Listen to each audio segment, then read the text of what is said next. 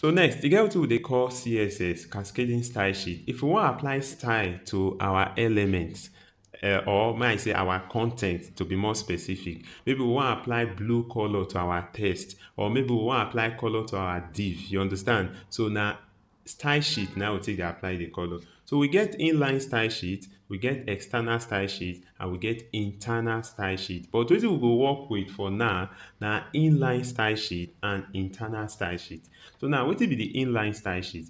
You see all the content. If you wan apply properties or you wan change the style of content wey be say e dey inside the tag alone, you use the inline style sheet. Wetin we mean? For example, although currently we just get one h1, right? But maybe we do up to like 2h1, for example.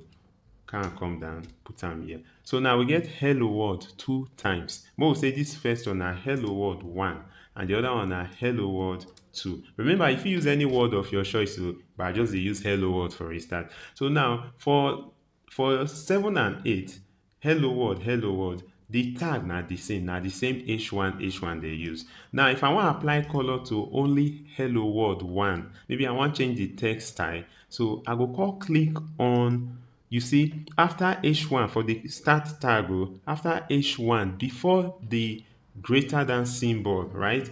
I go just click there. You see my cursor dey blink for there, so I'll come give am space. So you get wetin I go type. I'll first of all type this style equal double quote twice. So if you want to apply style, this one wetin you go first type style equal then the double quote. So now inside that double quote, now you go take define wetin you want apply, and wetin you go use, we dey call am value and property. So the property go come first before the value. Wetin be the property? Wetin I want change na be the property. So wetin I want change na color of text, which is the hello world. So I'll come to say okay, to change am you just type color, right? This one na the property. Then the value na wetin you wan change am to. So I wan change am to red, so I'll come put red. So you take note, my value and property, or my property and value, they dey inside these double quotes wey be say assign to style. So make I come preview, may I see the result. So you see now hello world 1 become red, and you see say e no affect hello world 2 because this one na wetin we dey call inline CSS. E dey more specific, right? So make we try for hello world 2. This time we go apply different color, not red though. We go use another color, style, then equal. So make we put double quote. Now make we put color blue. So we preview. So you see what we get? We get blue. So that na inline CSS. If you apply that inline CSS for others, not be only H1, if you put them for paragraph sef. For example, this one, we'll say STYL, sorry, I'm not supposed to be STYLE equal double quote. They will come type something like we'll put background hyphen color. So we'll come put, might put gray or yellow.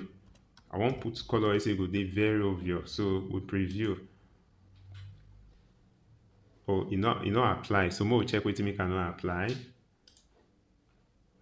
Style got background color yellow. So my yellow not correct, right? It's supposed to be double L.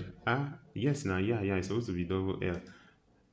Supposed to be double L, yes. So you see our background for that part can become yellow, right?